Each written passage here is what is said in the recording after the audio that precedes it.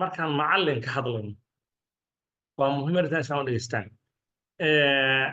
Waxaa la dhahaa 3 qodob baa muhiim ah in laga helo. wax uun inuu soo wada koobo dee qof cilmi dhameeye ma jiro. Laakiin waxaa jira markii aqoonta laga hadlayo bay 3 u qaybiyaan. Waxay dhahaan waxay ka bilaabataa wax loo yaqaan almacrifa ama knowledge waxaa la dhaho. Qofku inuu aqoon yeesho oo shahaado qaato.